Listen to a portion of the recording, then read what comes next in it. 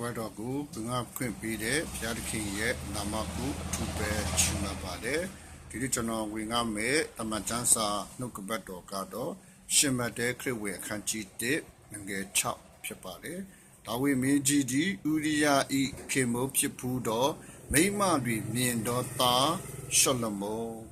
ဆိုပြီးတော့ကျွန်တော်တို့ဒီတမန်ကျမ်းစာနှုတ်ကပတ်တော်ထဲမှာပေါ့နော်ကျွန်တော်တို့ဒီခရစ်တော်ရဲ့ဒီဆွေစဉ်မျိုးဆက်ထဲမှာဖော်ပြတဲ့အခါမှာเนาะကျွန်တော်ဘေတီရှိဘာဆိုတဲ့ဒီသူ့ရဲ့နာမည်ကိုကျွန်တော်တို့ဖော်ပြထားခြင်းခေါ်တာဖော်ပြထားခြင်းကျွန်တော်တို့မရှိပါဘူးဘာလို့ပဲဖော်ပြထားလဲဆိုရင်ဥရိယဤမယာဖြစ်ဖူးတော်သူဟုเนาะအထူးเนาะတမန်ကျမ်းစာနှုတ်ကပတ်တော်မှာဒီလိုပဲဖော်ပြထားတာကိုဒီနေ့ကျွန်တော်တို့တွေ့ရှိရမှာဖြစ်ပါတယ်။အဲတော့ဒီဗေတီရှိမရဲ့နာမည်ကိုเนาะမဖော်ပြဘဲနဲ့ဥရိယဤမယာဖြစ်ဘူးတော်တူလို့အထူးဖော်ပြထားခြင်းကဆိုရင်ဒါဝိရဲ့ကြီးလေတော်အပြစ်ကိုเนาะဖခင်ကရှင်းလင်းစွာဖခင်ရှင်ဖော်ပြထားခြင်းပဲဖြစ်ပါတယ်။ဒါကြောင့်မို့ဒါဝိကဆိုရင်เนาะဗေတီရှိမကိုသူမြင်ပြီးတော့မှမတရားတဲ့เนาะသူ့ရဲ့ဆန္ဒတွေဖြစ်ပေါ်ပြီးတော့မှဘာဖြစ်ဆိုတော့ဗေတီရှိမနဲ့သူအပြစ်ပြုခဲ့တယ်အပြစ်ပြုခဲ့တာလည်းမကဘူးဗေတီရှိမရဲ့เนาะခင်မွန်းဖြစ်တဲ့ဥရိယကိုလည်းစစ်မြေပြင်မှာပေါ့เนาะတေဆုံးဖို့ရန်အတွက်လည်းသူကဒါဝိမင်းကြီးကသူကအလူမျိုးပဲစီရင်ခဲ့တာဖြစ်ပါတယ်ဒါကြောင့်မို့ဒါဝိမင်းကြီးရဲ့အပြစ်ကအမတန်ကြီးမားတယ်ဆိုတဲ့အရာပေါ့နော်ဖခင်ရှင်ကကျွန်တော်တို့ကိုတမန်ကျမ်းစာနှုတ်ကပတ်တော်မှာဖွင့်ပြထားခြင်းကျွန်တော်တွေ့ရှိရမှာဖြစ်ပါတယ်ဒါတော့ဒါဝိမင်းကြီးကအပြစ်ဒီအမတန်ကြီးမားတော်လေနော်သူဟာဆိုရင်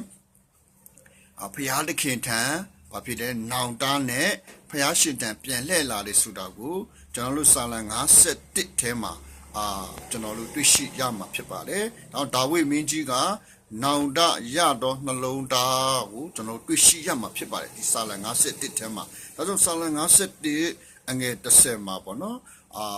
ဖျားရှင်ကဘလို့ဖွင့်ပြထားလဲဆိုရင်အိုဖျားသခင်ကျွန်တော်အထဲ၌စင်ကြယ်တော်တလုံးကိုဖန်ဆင်းတော်မူပါတဲ့မြဲမြင့်တည်ကြည်တော်တဘောကိုအသစ်ပြုပြင်တော်မူပါဆိုပြီးတော့မှစာလံ5130ထဲမှာဒါဝိမင်းကြီးကနော်ဖျားသခင်ကိုသူဒီလိုနောင်တနဲ့နော်နှလုံးသားနဲ့သူဖျားကိုသူဆုတောင်းထားတာကိုကျွန်တော်တို့ဒီကျမ်းပိုက်မှာဒီနေ့ကျွန်တော်တို့တွေ့ရှိရမှာဖြစ်ပါတယ်။နောက်ဒါဝိမင်းကြီးကပေါ့နော်သူကဒီဥရိယရဲ့နော်မိမဖြစ်တဲ့မိမဖြစ်တဲ့ဗေတီရှိမနဲ့နော်သူဖြစ်ခဲ့ပြီးတဲ့နောက်မှာထာဝရဘုရားသခင်ရဲ့သူရှေ့မှာပေါ့နော်သူဟာဆိုရင်သူမှန်ကန်တဲ့အမှုတွေကိုပဲပြုခဲ့တယ်ဆိုတာကိုလည်းကျွန်တော်တမန်ကျမ်းစာနှုတ်ကပတ်တော်မှာမှတ်တမ်းတင်ထားတာတွေကိုလည်းဒီနေ့ကျွန်တော်တို့တွေ့ရှိရမှာဖြစ်ပါတယ်အဲကြောင့်မို့ဒီနေ့ဗေတီရှိမကနော်သူဟာအိမ်တော်ရေးမှာဖောက်ပြန်တော်သူဖြစ်ပါတယ်ဒါကြောင့်မို့အိမ်တော်ရေးမှာဖောက်ပြန်တော်လဲနော်ဒီနေ့ဒီဗေတီရှိဘာကနော်မြို့သမီးကိုဘုရားသခင်ကနော်ခရစ်တော်ရဲ့ဆွေစဉ်မျိုးတော်ဆက်ထဲမှာပေါ့နော်ဘုရားရဲ့မှတ်တမ်းတင်ထားခြင်းဟိုကျွန်တော်တို့တမန်ကျမ်းစာနှုတ်ကပတ်တော်မှာဒီနေ့ကျွန်တော်တို့တွေ့ရှိရမှာဖြစ်ပါတယ်ဒါကြောင့်မို့သခင်ယေရှုခရစ်တော်ကဆိုရင်နော်ကျွန်တော်တို့အပြစ်ကင်းတဲ့သူများအတွက်သူကြွလာတဲ့နော်ရှင်ပြန်မဟုတ်ပါဘူးနော်အပြစ်သားများကိုနော်သူကရှာဖွေကယ်တင်ရန်ကြွလာတဲ့ရှင်ပြန်ကယ်တင်ရှင်ဖြစ်တော်မူတယ်ဆိုတာကိုကျွန်တော်တမန်ကျမ်းစာနှုတ်ကပတ်တော်မှာဖခင်ရှင်က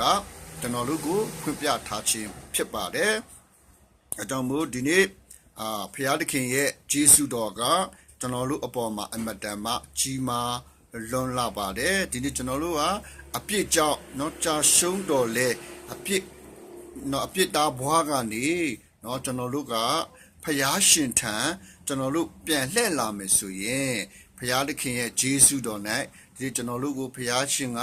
နော်ကျွန်တော်တို့ကိုလက်ခံပြီးတော့မှခရစ်တော်ရဲ့ဆွေစဉ်မျိုးတော်ဆက်ထဲမှာဒီကျွန်တော်တို့မှတ်တမ်းတင် တင်တာမတန်းတင်ချင်းကိုဒီနေ့ကျွန်တော်ခံရမယ်ဆိုတဲ့အရာလေးကိုဒီတမန်ကျမ်းစာနှုတ်ကပတ်တော်၌ဘုရားရှင်ဖွင့်ပြနေခြင်းပဲဖြစ်ပါတယ်။ကျမ်းစာတော်သူရောက်စီတိုင်းပေါ်မှာဒီနှုတ်ကပတ်တော်အားဖြင့်ဘုရားသခင်တာ၍ဖွင့်ပြ၍ဘုရားရှင်ကောင်းချီးပေးပါစေ။